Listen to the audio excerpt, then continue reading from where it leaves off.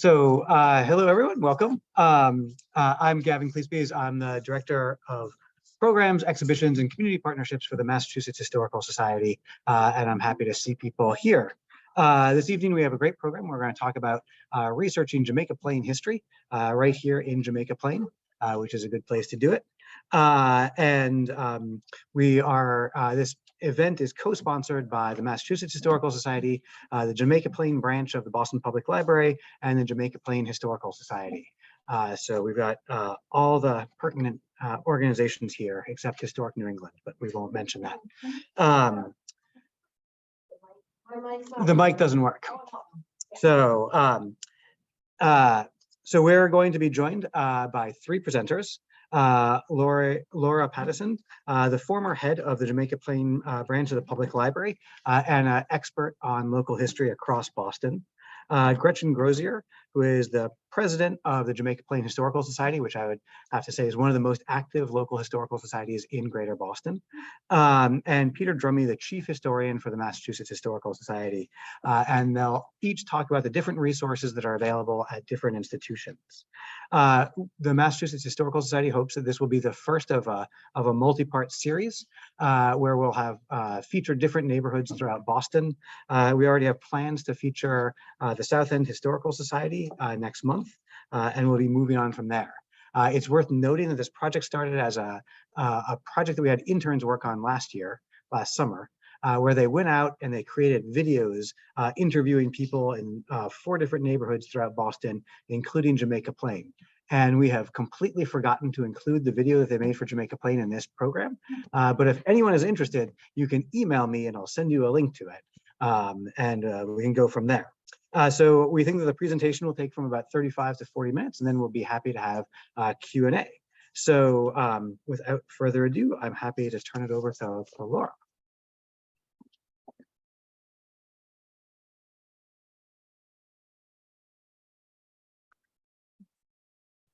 Hi, thanks everybody. Thanks for that introduction. And I will try to speak up as much as I can. Thanks for moving up for the in-person people, and welcome to everybody who's on Zoom tonight.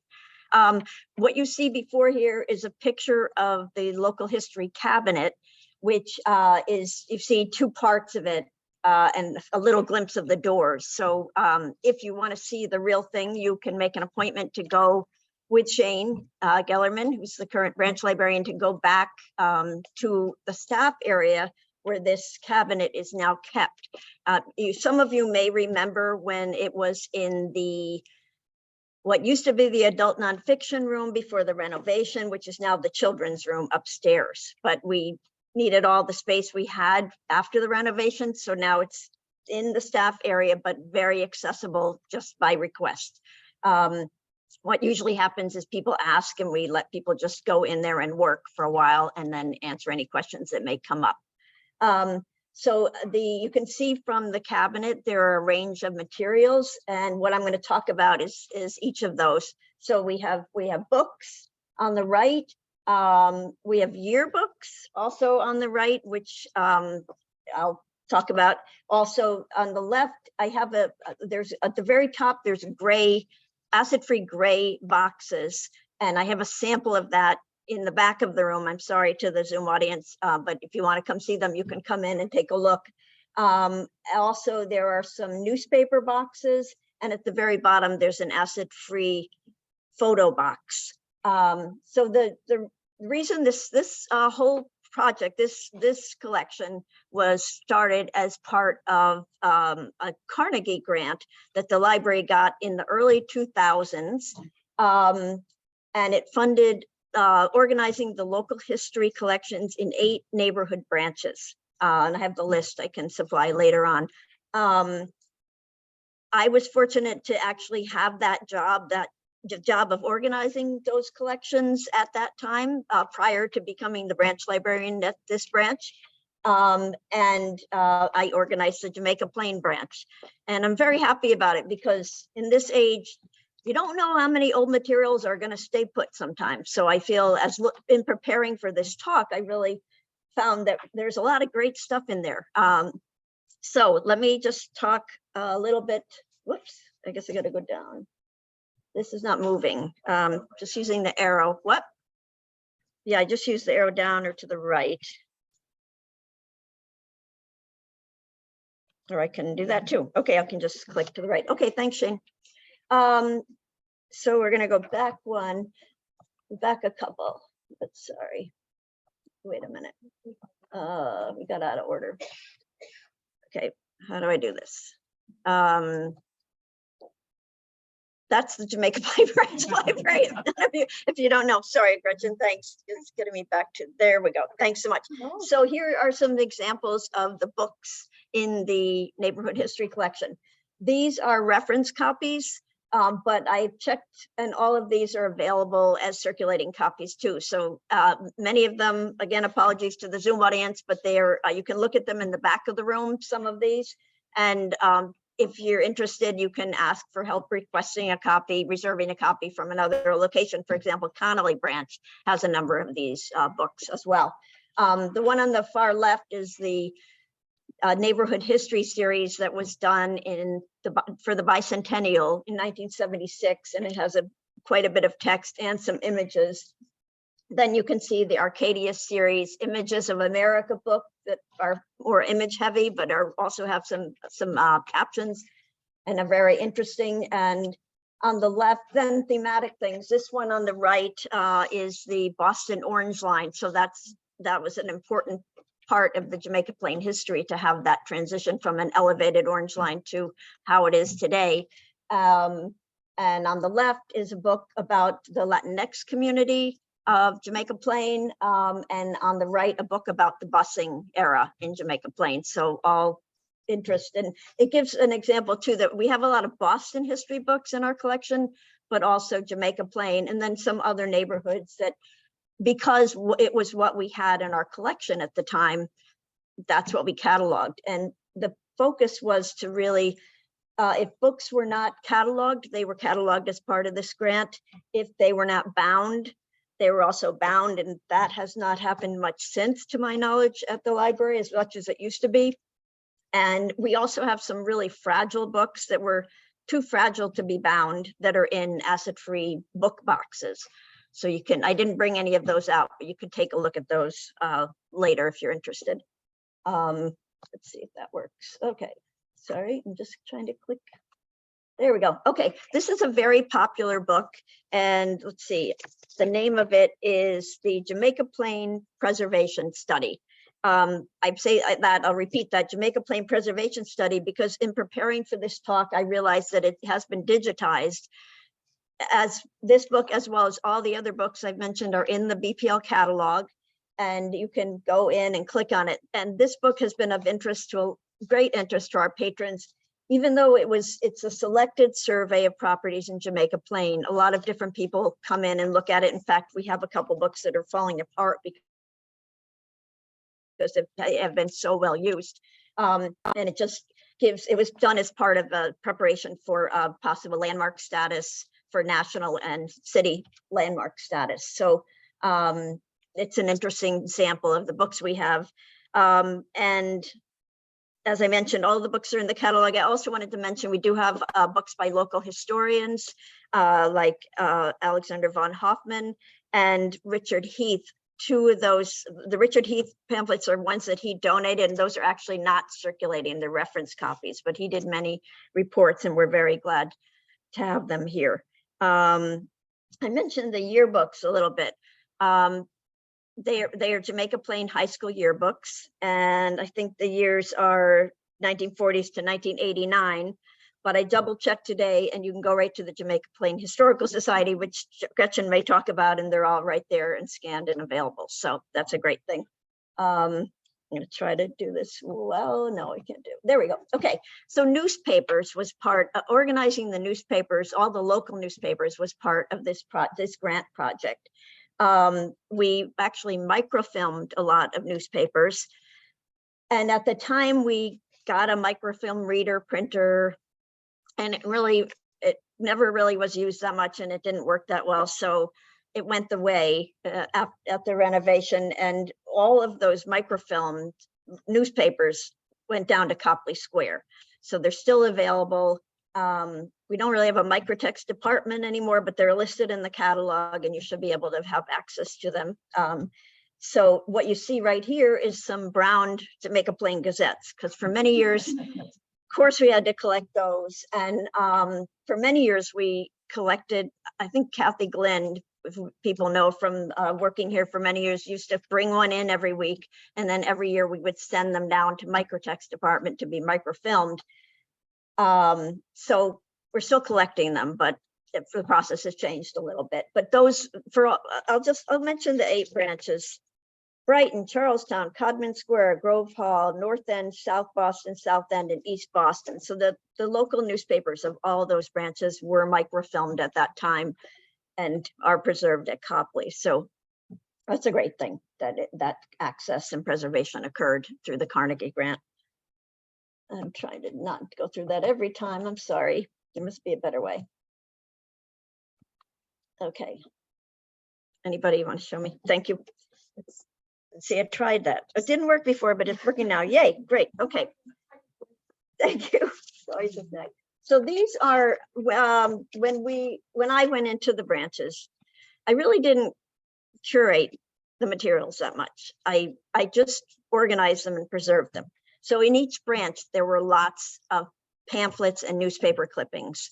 And we wanted to create some kind of order and we wanted to preserve them.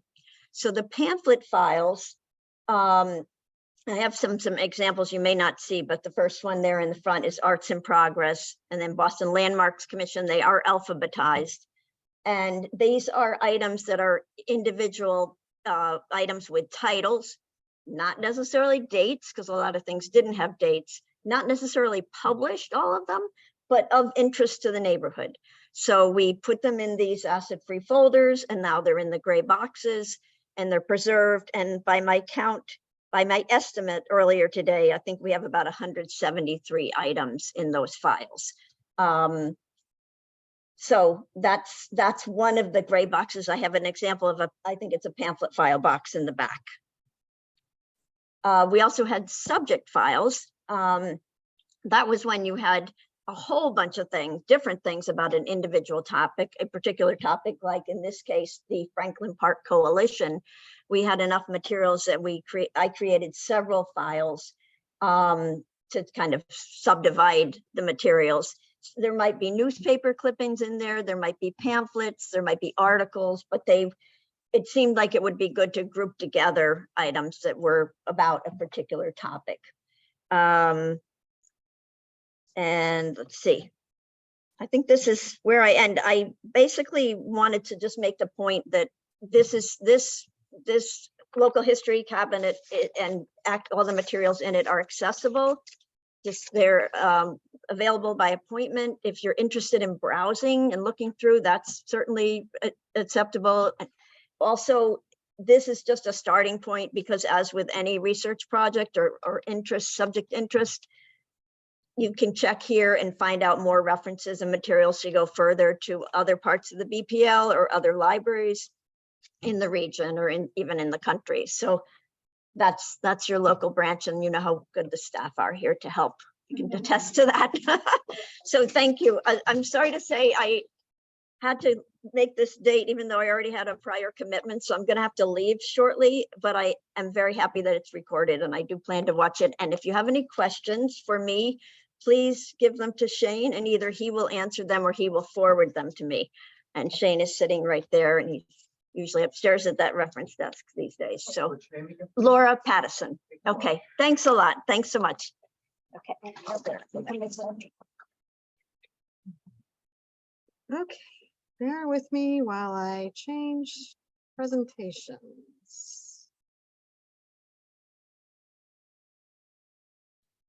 Okay. I don't know how to get rid of that, but I'll just say, can I get rid of Charlie? Yes, I can. Okay.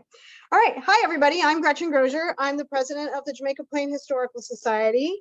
And the Jamaica Plain Historical Society, as you can see from the seal at the bottom of this, I'm not standing in front of the camera, after I told Peter to do that, was founded in 1987, which is not that long ago, considering that Mass Historical Society here is the oldest one in the country. But from our beginnings, No, I can't get it to go forward. Come on.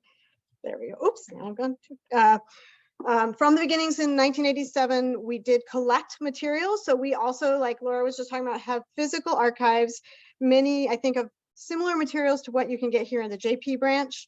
Our collection tends to date from the 20th century because we're from 1987. Originally, our archives for the JPHS were at this building. They were up on the second floor in some cabinets, but they migrated over to UMass Boston to the Healy Library over there in 2015 because this branch was about to be renovated. Laura showed you the glamour shot. I think on some of the event listings, there was some of the older, this building dates to 1911. So it had a well-deserved renovation. Our archives went over to UMass Boston. It was great because the students over there got to organize them, because for many years you would say, do you have this? And we'd say, maybe, come on over. Look through the 4 catalogs or 4 cabinets and see what you find. So they are now all, I'm happy to say, organized and cataloged in acid-free and well-maintained space. And there is a finding aid online on our website. You can go through there. It's about 8 pages long. So there are some collections of letters. There are lots of photographs. There are some books as well. And while we decided to move them to UMass Boston, one of the reasons we did that is there are other JP collections there. So the JP Neighborhood House archives are there and various others I've listed here. So there are lots of collections there, and it is it's more open in this building at the moment. But you just make an appointment, you can go over there, and it is right on the 41 bus. So you can go from Monument Square right there without any problem. We hope and trust. Probably faster than taking the T. But I wanted to spend a little time today. I love libraries. I love this library. I love the Mass Historical Society library. I love the Copley Library. I'm a technologist by trade, so I'm going to talk to you about our website. About 25 years ago, back in 1997, I guess that's longer than 25 years ago, Charlie Rosenberg went to the board and said, I think we need a website. He looked at some websites from other historical societies, sort of convinced them of the idea. Originally, he sort of digitized some of the things in our collection. It started out with articles that Walter Marks used to write for the papers, the Gazette and the one before the Gazette, blanking on the name. So those, he started digitizing those things and putting them up on the website. And then once that took off, it was housed in a free space originally. It went into a commercial space, and it's been our major effort. We really try and make sure everything we have is available on the website because you all can get to it. If there's a pandemic and the library is closed, please let that never happen again.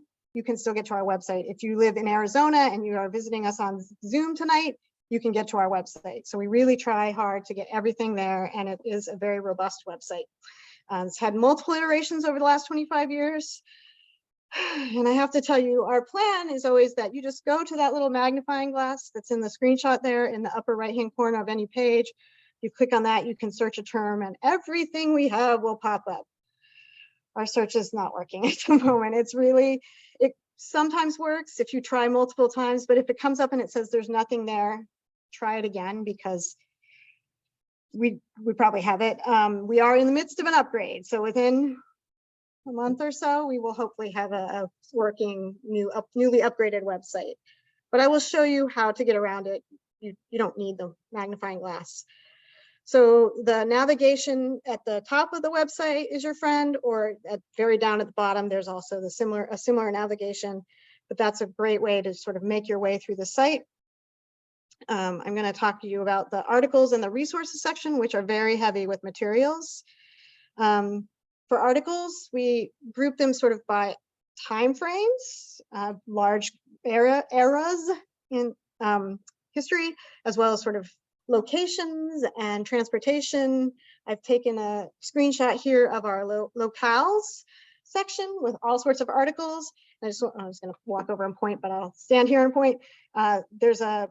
The most recent thing that went into this section is a wonderful history of 48 Rockview Street and the family that lived there. By Jenny Nathan, who's right there in the front, in the second row. So when you go into any of these sections, you can search. There's a search section there. This search is working. So if you're in there and you just want to find, do we have anything about, I don't know, Woodbourne? You search in there. We have all the National Historic Register applications. We have three of the three districts in Jamaica Plain. Those are there, all the National Historic Register applications for locations such as the Footlight Club or the Adams Nervine, places like that. So we've got lots in there, and really you can just scroll through it. It's a time suck, but you kind of get stuck. You can get stuck in there, or you can use the search features and find things there. All those Walter Marks columns are in there. Laura mentioned Richard Heath. He's written quite a bit for the Historical Society.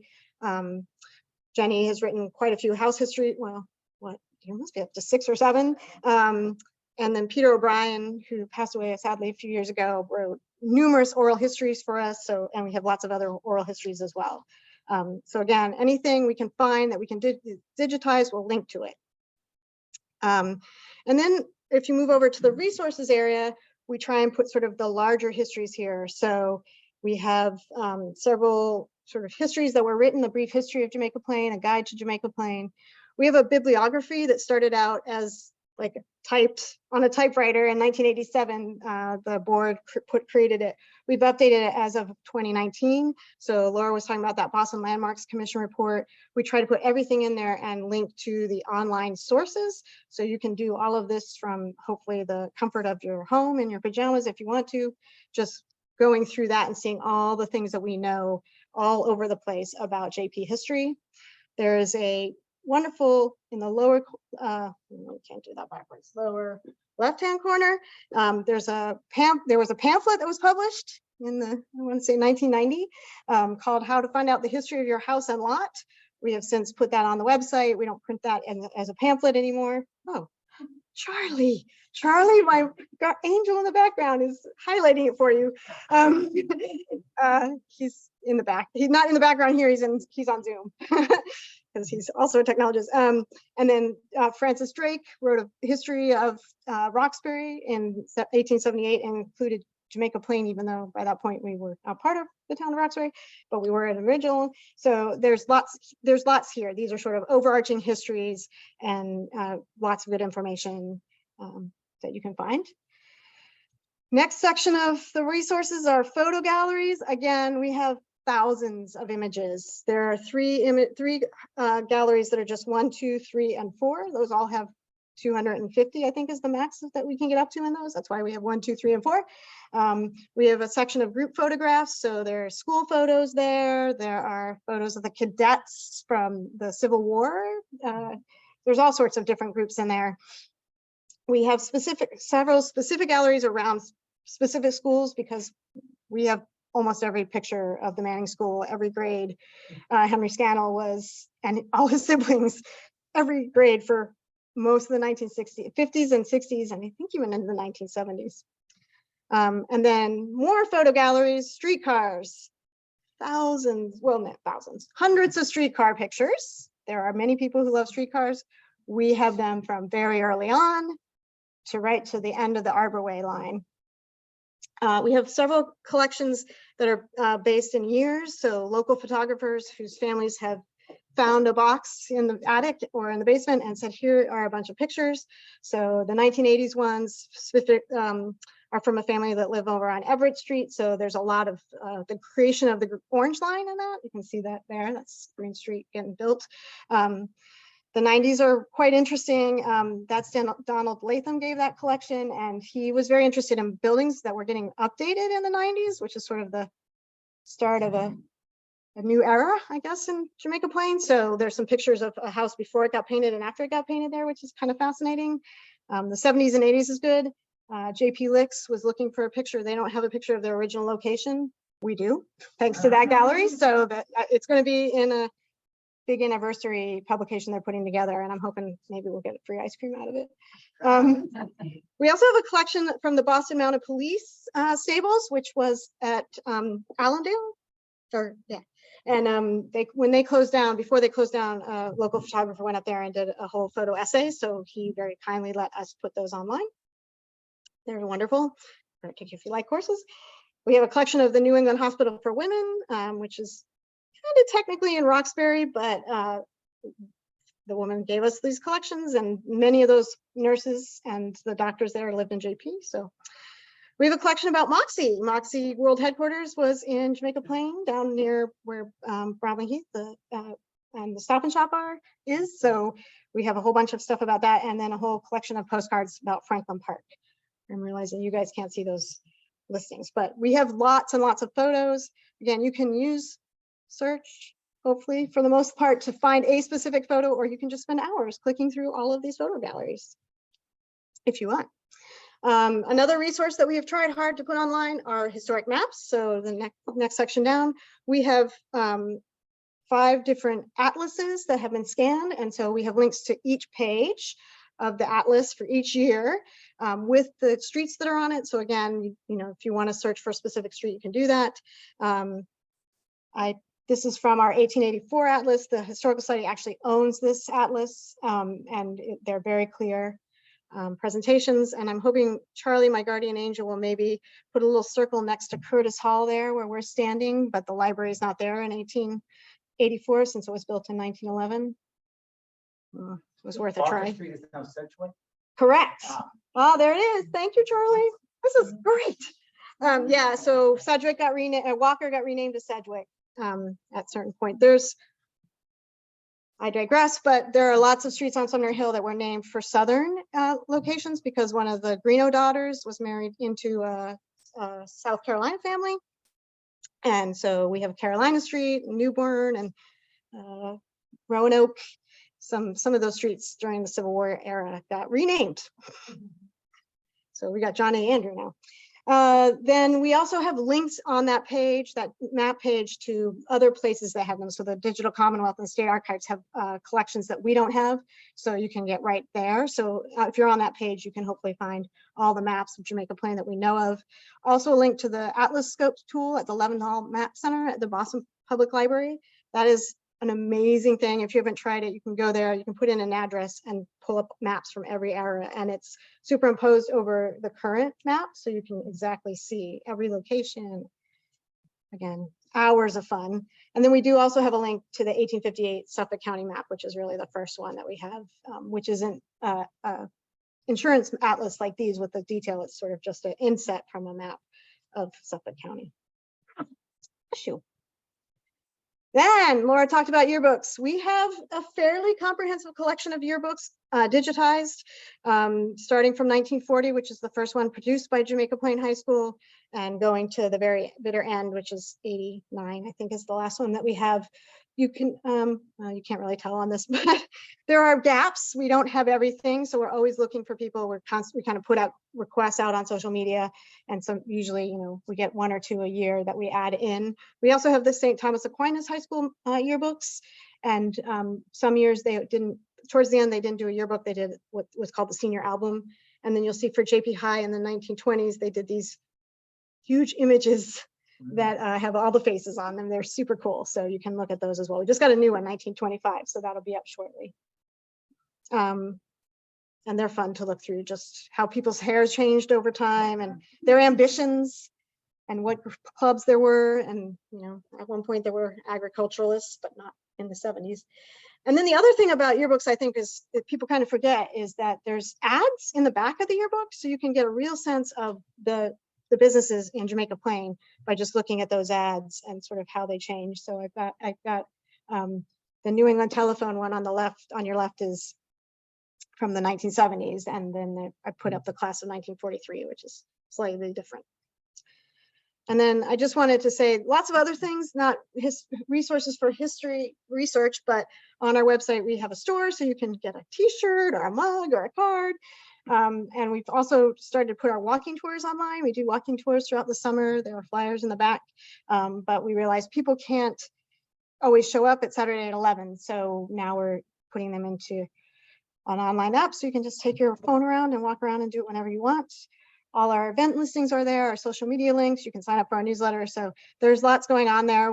We're very proud of our website. Charlie is online, so he can hear this. It's phenomenal. It's, I think, the best local historical study website in the state. So, and I'm not ashamed to say it. So with that, I'm going to turn it over to Peter Drummey, and I will take questions. We'll do questions at the end, and I have to figure out how to get rid of this. Or maybe we'll just leave a map up for people to look at. Like that.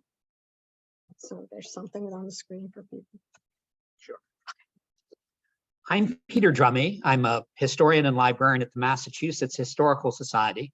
And what I want to do is apologize in advance because we have sort of a long name. I tend to simply say the Historical Society, but we're in very good company.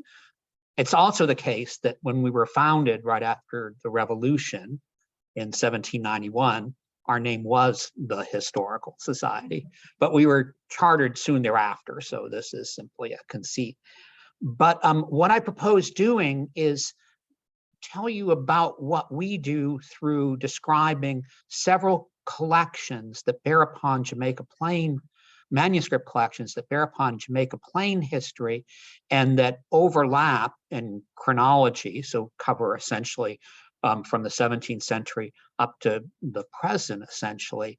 But also this is a sort of micro history because the collections I'm going to talk about all are essentially about right here, not simply Jamaica Plain, but this neighborhood of Jamaica Plain. I live nearby, further down Center Street, so this is very familiar to me, but we have things, I'll start off by simply not talking about a manuscript collection that is papers of a family or person, which is essentially the base of our very large collection. We have thousands of separate collections that contain millions of pages of documents going far afield from Massachusetts because at the time of our founding, we were collecting the national history of the United States, focusing on Massachusetts, focusing on here and people from here who went elsewhere. But over time, we've accumulated materials important for local history. Now, more important elsewhere than here because the local historical collection here at this branch of the public library is brilliant. It's been wonderful since the time that this library essentially looked like a very large dollhouse with a small cabinet holding local historical materials. In fact, in the Boston Public Library, I tell people that almost always the best source for local history information, if you're interested in a neighborhood and another neighborhood, is the local branch of the public library. It's also the case that people have talked about the Jamaica Plain Historical Society website as being the best in Boston, best state. This is simply the best history website that I know of. And I look at a lot. That's not, I'm very proud of our own website, but our website is sort of a guide to collections we hold for the most part. We have things digitized and on it, but it's an entry into doing research at our library. We're in the Back Bay. We're about 4 miles from here. We're out beyond on Boylston Street, out beyond Massachusetts Avenue. So very convenient to get to from here. I go both ways through the green space, coming and going to work each day. So it's very easy to get to where we are. And just as an advertisement for ourselves, if you're interested in what I describe, we're open Monday through Saturday and on the evenings on Tuesdays. So relatively convenient to get to and use if you're interested in what we hold in Jamaica Plain. But I'm going to start out not with a collection of a person's papers or a family's papers, which are the core of what we collect, but instead over on Elliott Street, we have the records on deposit from the Elliott School. And I've started with them simply because they go back to the 17th century. This is the first school in this part of Roxbury. It's called the Pond Plain, and this school was started in the 17th century and has an extraordinary history, long history, as both being a public school over a long period of time and now being essentially a private independent school for fine arts and applied arts.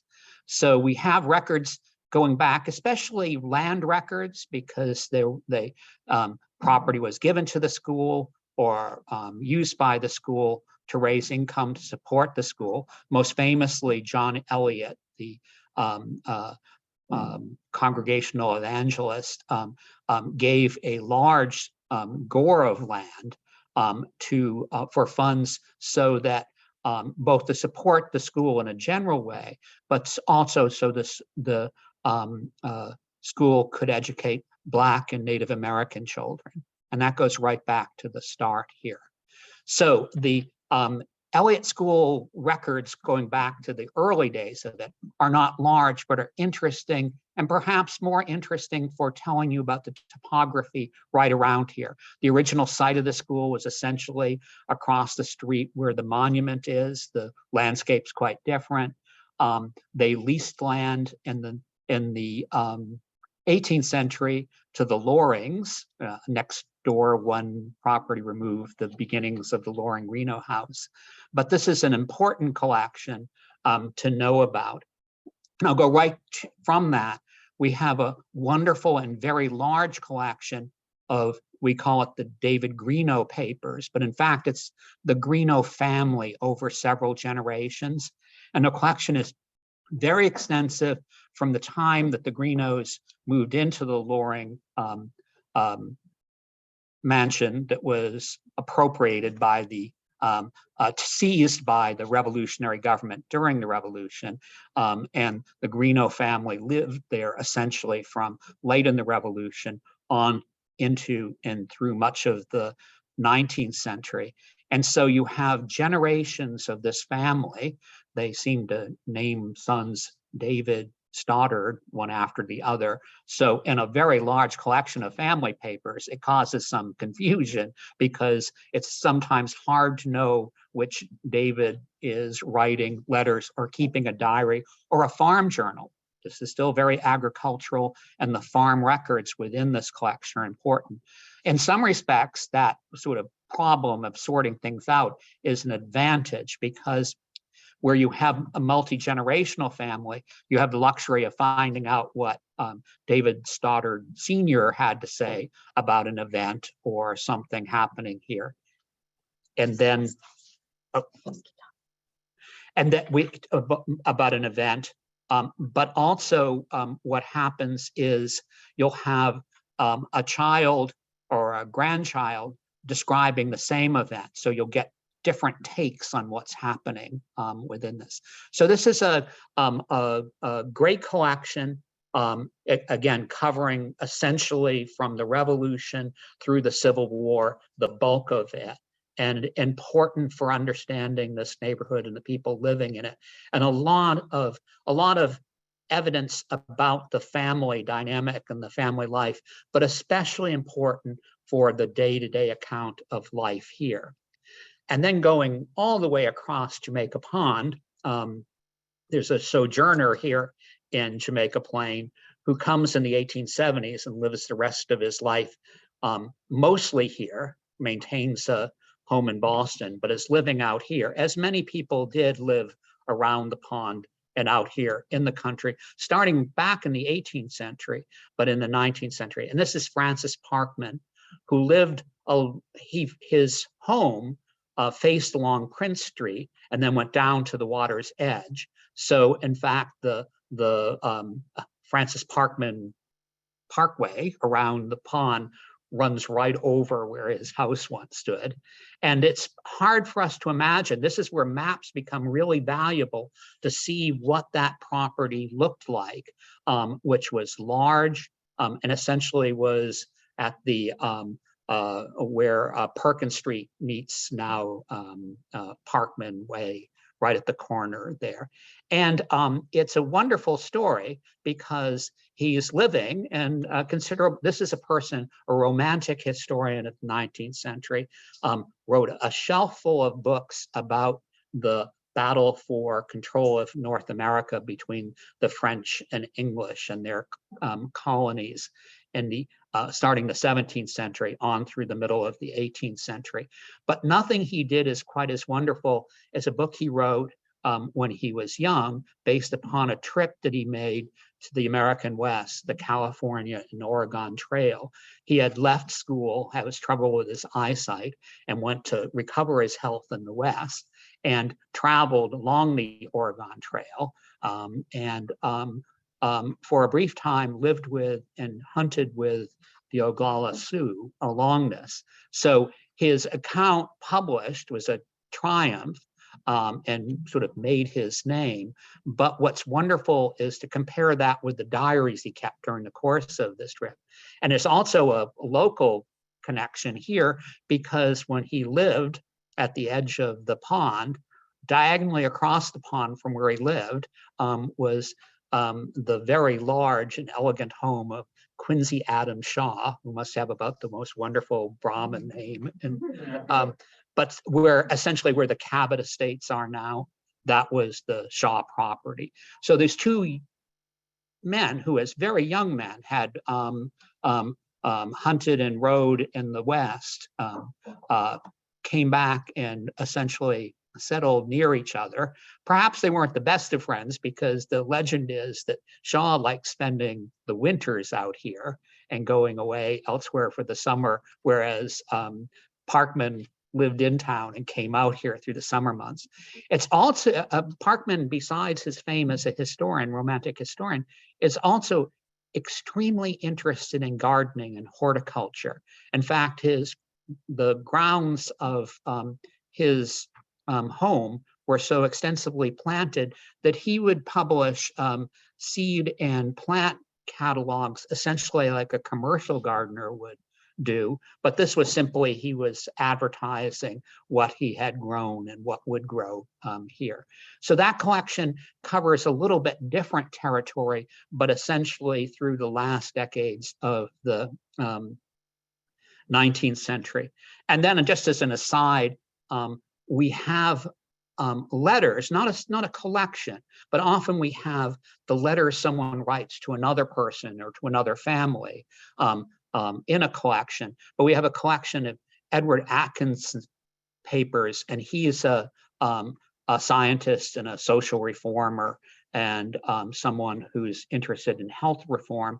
And one of his correspondents, someone who he acts as a mentor for, is Ellen Swallow Richards. So in the Atkinson papers are letters essentially written from here to Atkinson, but they're essentially about their work together and health reform. It's someone in Jamaica Plain, but not writing vividly about it or taking photographs of life here as Parkman did. And he was much photographed, took photographs, but was much photographed himself.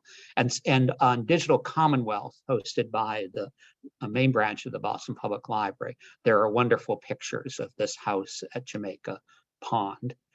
But because someone has an address here, it's not necessarily the case that you're going to find a documentation of life here in someone's papers, especially if they're involved in things at a distance. And then, just to bend back to the present, the Elliott School remains essentially a public school, a town school, until West Roxbury is annexed by Boston. And then it leaves the school system. It's become a big, successful school, and then starts to become the take on this adult education and arts education role that we associate it with it till this day. Again, these are records on deposit at the Massachusetts Historical Society, but in fact, we take deposits essentially, the papers and deposits are available to researchers as the collections that we own are, usually as provisions of the deposit. And so that collection, in fact, with additions, comes up essentially to the present. So it's the entire history of the school as much as it exists. And I just wanted to end by inviting you all in person or online to come and visit us. If to see more. And I wanted just to point out a couple of other sources not represented in our talks tonight, but I think it's important for people to know about who are interested in local history anywhere, but interested in local history of Jamaica Plain. And that is, as opposed to other states in the United States, where the State Historical Society is a branch of the state government, or where it's devoted to local and regional history. Here in Massachusetts, the State Historical Society, because of our early founding, is a nonprofit corporation, an independent research library. And as opposed to most other states where 80 or 90% of the research would be would be local or family history. Here in Boston, we have an enormous genealogical research library, the New England Historic Genealogical Society. Wonderful in their own right for family research, but local history is used so heavily in genealogical research, especially 19th century publications, which would often be balanced between local history information and family history in the town, that their library is perhaps, other than right here under this roof, the most important library for investigating local history. And in addition to this bibliography of local history that's maintained by the Jamaica Plain Historical Society, there's also a comprehensive bibliography of New England local, state and local history that was compiled by a committee for a New England bibliography that goes back to the 1970s. So it's especially important for looking for early writing and publications about the local history. And last to this end was something that brings us up close to the present. For reasons that aren't entirely clear for me, the MIT Department of Urban Planning from the 1960s on, at least through the 1980s, there, time and again, someone's dissertation research was based upon research on Jamaica Plain. You can find Jamaica Plain in almost any historical or topic you can think of to do with urban life and urban planning, sort of described in one dissertation after another that came out of it. And I'll end by saying simply that MIT provides those. I mean, dissertations can be hard slogging, but to provide those available online free, and you can download them as PDFs to print them. That makes it slightly easier going through them. But I think that's a source that's not necessarily an obvious place to look, or something that you should necessarily know about, but especially important for looking at the modern history of Jamaica Plain. And I'll end there. And I think if there's any time left, we'll answer or make up an answer for any question you have.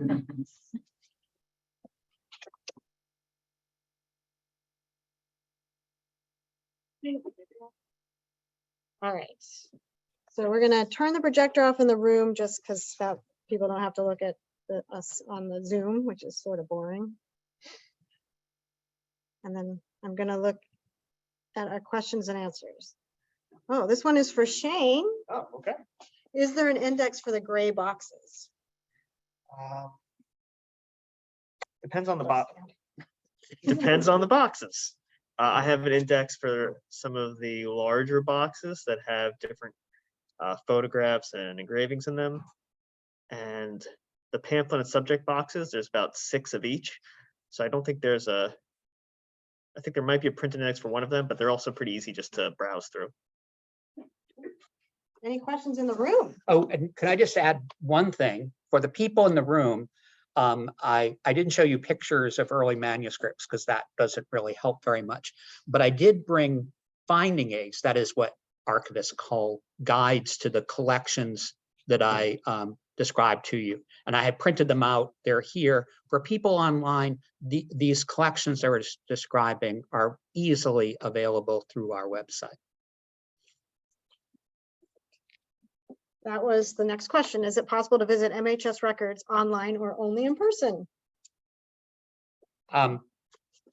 There, with millions of documents, the amount of material that's been digitized is relatively, it's still a very large amount that's been digitized over the last 20 or 25 years, but it only represents a small percentage of our entire holdings. What we've done, and you'll see in these guides to, for instance, the Greenough papers or the Eliot School papers, you'll see digitized examples of documents from the collections, which I think can be very helpful for determining that if you're coming in person to look at papers, whether you're coming for an afternoon, a day, or the rest of your life, based upon what the records physically look like to you. Anybody else in the room? Okay. One more online. This is for Peter. Can you expand on the term romantic historian? Does it relate to Parkman's controversial writings about Native tribes? Oh, I'm glad that came up, even though it's a hard question. As far as romantic historian goes, there were so-called Boston historians. This would be people like William Hickling Prescott and John Lothrop Motley, but maybe Parkman remains the most famous of these Boston historians. These were people who saw history as essentially a literary enterprise and as a romantic art. So that's where that comes from. Parkman's writings, and they're controversial about a whole range of things, he's very much a man of the 19th century, we have to be careful looking through the lens of the present. This is a person who, at least for parts of his life, lived on the plains and had contact through much of his life with Native Americans. So he has the basis for, he has more direct experience of that life than pretty much anyone writing about it. That doesn't mean he was not deeply biased in his view.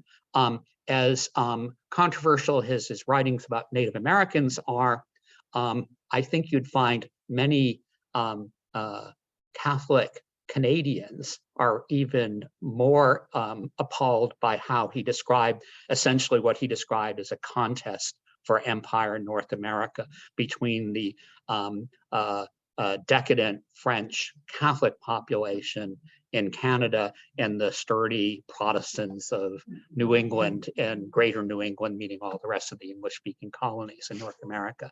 So now I am making lightly of this, but this is an important point. But those are not necessarily as connected one to the other.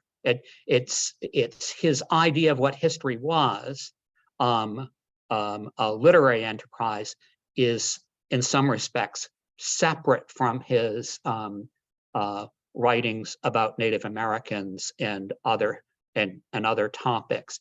It is the case that in his own life that he was considered to be, from his travels in this West and writing about Native Americans, he was often described as the friend of Indians. That is, if there's a case where a captive from the Plains War after the Civil War was brought here to Boston to the new Mass Eye and Ear Hospital to have an eye operation, brought here from Florida where he was in prison. He was essentially put in the hands of Francis Parkman as being the person best able to represent and welcome someone in his circumstance to Boston. And we have a wonderful pictographic book that was sent from Florida when this man, Howling Wolf, returned to captivity to Boston as a kind of object of thanks for his treatment. So this story is perhaps, it's nuanced like almost everything in history is, but this is not as a defense. And if pile all these things about Francis Parkman, and the culmination of his long public career was a supreme effort to defeat any move towards women's suffrage in Massachusetts. So he sort of covered all the bases of the 19th century. There's a question. Are the collections of the Historical Society open to the general public? Oh, yes, I should have made that clear right at the start. It's the Historical Society is open free of charge to anyone who can make use of our collections, profitable use. We don't see many school children or very young adults, but all you really need is an identification that says you are who you say you are, because we're at 1154 Boylston Street to make things available, but we're also the custodians of very valuable, historically important, but also valuable documents and artifacts and books. So no, there's no credential or letter of introduction. I think it's worth looking at our website in advance of a visit. One, because you can register to use the library from, over the computer and save yourself a few steps when you otherwise you can do that right in person. And there'll be a brief introduction. It's a library, a closed stack library where, except for reference materials, everything is requested and paged and brought down. And one more thing, I'm glad you asked this question because I forgot to point it out. We have, our collection is so large that a very large part of it stored offsite now, and it's reliably available the next business day after you request it. And I say it that way because we're open 6 days a week. The repository is open 5 days a week. So you have to be patient over the weekend when you request things. But except for that delay in returning things from offsite, and you can request things from offsite to be delivered when you plan a visit. But yes, we're open to the public without charge. Where's 1154? It's if you go west on Boylston Street beyond Mass Avenue, where you meet the Olmsted Park, the Fenway winding through. We're right at the corner of Boylston Street and the Fenway on the in-town side. Fenway Parks, the light towers are in the distance from our building. If you're familiar with the history of Boston, where with the landmark that was there originally when that was laid out was the John Boyle O'Reilly statue, but that sort of faded from memory, I think, for most people. But next to the Berkeley School of Music. Oh, yeah. All right. There's a question online for somebody who's looking for the names and access to JP newsletters from the early 1920s. Researching houses being moved. Those would be something you'd want to go to the Boston Public Library for, and the microfiche. That's I think the only place where they have local newspapers that far back. And even then, I'm not sure. 1920s, I bet they have them. Yeah, yes, they would probably be on microfiche. The other option would be the City Archives. The City Archives has collections as well, and they're actually in the same building as the offsite Boston Public Library collections in West Roxbury behind the Home Depot. So the BPL is similar to the Mass Historical Society. Sometimes if you ask for a research item that is not housed at Copley and it's very esoteric, something like a 1920s newspaper, they might have to get it from offsite and it might take 2 days. Yeah. So Shane is giving me a look like maybe 2 days is too soon, but I think they can do it in 2 days. Offsite storage works differently from and the collections of the Boston Public Library are so vast that I think it's remarkable, like when they can go at the main stacks and find something for you in 10 minutes. It seems like a miracle. But I think I think there's a slower return for things that are stored remotely. All right. I had a question. Because Jamaica Plain is a village within Roxbury, and when Roxbury joined Boston, were all the material from Norfolk County put over into Suffolk County? This is, I'm thinking primarily about court records, but court records tend to remain, those that haven't been centralized in storage, remain in the county they were in. So they don't move with the change in county or Norfolk County and its modern Norfolk County is practically brand new. In fact, it's from just after the Revolution. Half the records are from before that date. But yeah, actually in county government now in Massachusetts, that's essentially one of the few things that's still provided. But the court records are organized along a county system.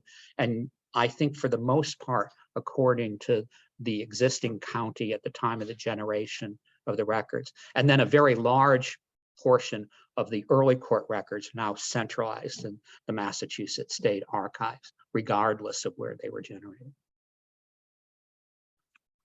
All right, we're being reminded by the Zoom folks that we Yeah. should repeat the question. So that question Oh. was about, because Jamaica Plain was part of different towns, Roxbury and Boston, the records tend to be in different places. If you go to that bibliography online, you can, sorry, I'm talking to the computer and not you. You can see where, at what year, what records are, because some things are not Norfolk deeds, some things are Suffolk deeds. So it's complicated, as is life. There was a question over here. Hi, I'm interested in the original Curtis House, which I tried to, I study maps of the time that it still existed in the day on my own before Atlascope. I tried to find it on my own, and I didn't feel that I was successful.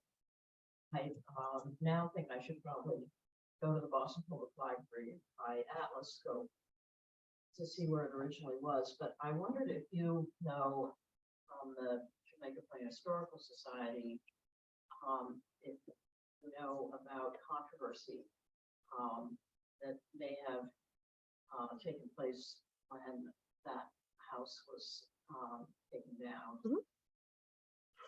So the question for folks on Zoom is about the original Curtis House. I just pulled it up on our website, but I just realized we're not projecting anymore. So we do have a picture of it. It was on Lamartine Street, basically today, if people know, in the neighborhood where the Nate Stone complex is, the Nate Stone houses, senior housing. It was turned down in the 1920s. And yes, there was controversy. So if we find those 1920s newspapers that people are looking for, there were local people who wanted to save it. I think by that point, because it was from the 1630s, it was not in great, or not 1640s, it was in rough shape. And I don't think it was habitable, and I don't think it had running water. So I think the city stepped in and evicted the last resident, who wasn't a Curtis by that point, had been sold out of the family. But there was some controversy about perhaps saving it. By that point, the Lauren Greeno house had been was saved by the Jamaica Plain Tuesday Club. So there were people who cared about historic preservation in Jamaica Plain, as we do today, for the most part. And yes, so there were people who tried to do something to save it, knowing it was the oldest original residence in Jamaica Plain. But I'm barging in, but an old Go ahead. reference librarian can't stop. But one technique for searching for something like that, which may be hard to find in a local newspaper, is go to a newspaper where the entire text is searchable, like the Boston Globe, and search there. It's not going to have the same coverage as local, but it'll give you the dates to look for in a paper that isn't well indexed or digitized if you're searching in it. That you can work sort of down and find things that you would otherwise have to do a lot of intense searching through. At least place to start looking in it. If you can focus on specific dates, it always makes things easier. And the other thing to remember is a lot of newspapers, there aren't daily newspapers, so you have to be prepared that if a news story broke and the paper comes on Monday and the paper comes out on Monday afternoon, you're going to be looking further down the road to find out any of that information. And sometimes by the time they get to a story, it's just grown stale. So they're not giving the kind of, in a weekly paper, they're not giving the kind of coverage that you're expecting for a really important story. Well, that's good. I have had good luck researching via the Globe.